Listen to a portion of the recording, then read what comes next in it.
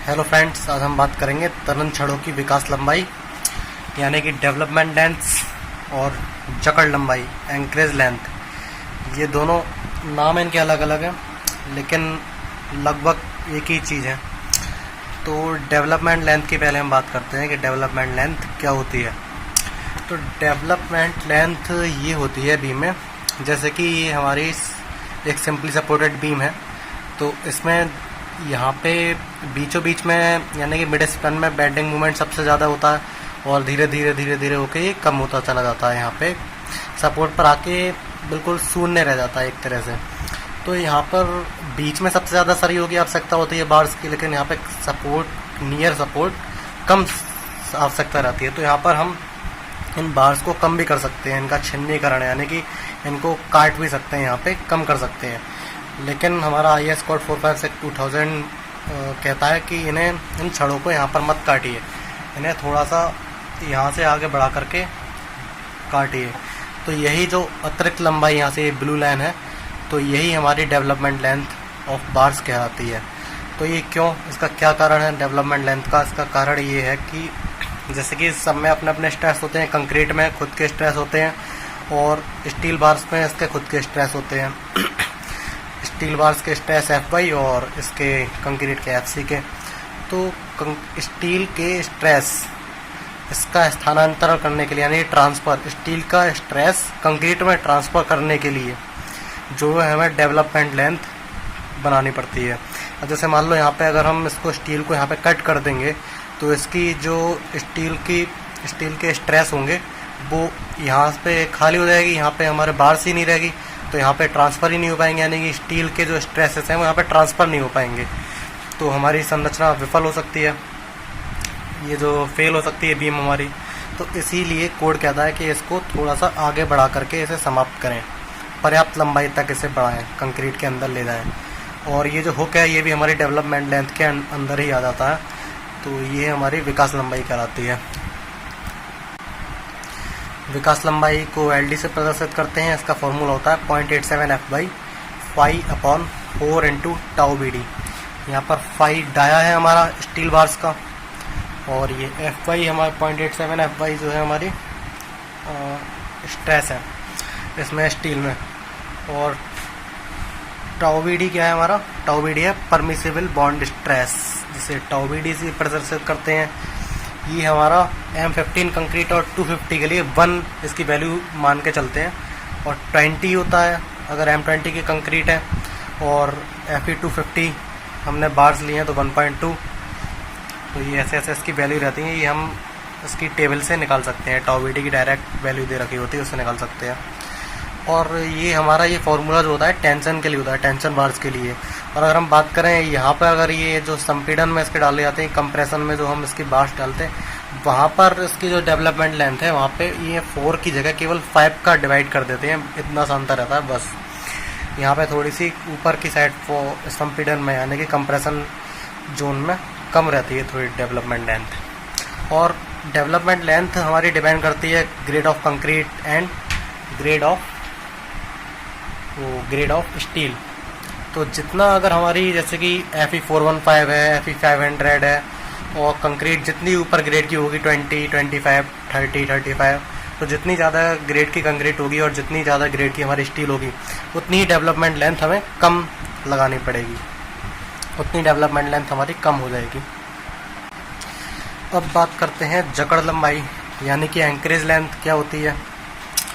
तो encourage length के लिए जैसे मान लो ये स्लैब है, स्लैब के ऊपर ही हुक है, स्लैब में हुक लगा होता है पंखा लटकाने वगैरह के लिए।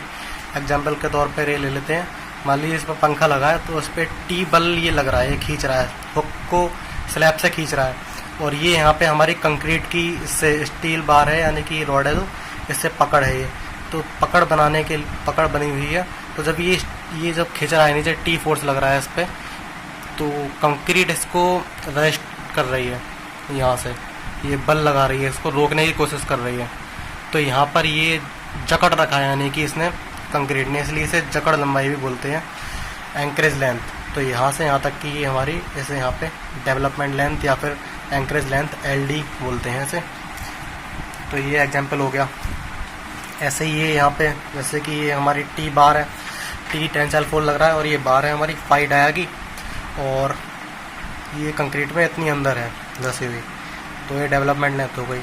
यानी कि कंक्रीट में किसी भी हुक को, यानी कि जो पंखे का जो हुक है उसे कितना अंदर ले जाया जाए कि ताकि वो हमारा पंखे का वेट है जो भी है 300 न्यूटन वगैरह, तो उसे सहन कर सके, यानी कि उसकी क्षमता, तो उसे सहन कर सके, तो वो हमारी जो होती है जकड़ लंबाई कहलाती है, LD। तो हमारा ये जकड़ लंबाई निकालने का फॉर्मूला होता है LD बराबर T/π/5। ये 2πr इसकी पर्दी हो गई, पाई यानी कि 2 बार, और ये पाई 2πr 25 × τBD, ये हमारी LD हो गई निकालने के लिए, जकड़ लंबाई निकालने के लिए LD का फॉर्मूला ये हो गया। और अगर इसमें ये T पूछता है कि कितना टेंशन फोर्स आ रहा है, इतनी हमारी डेवलपमेंट लेंथ दे रखी होगी, तो उसको इधर ले जा करके ये T बराबर फॉर्मूला बन जाएगा।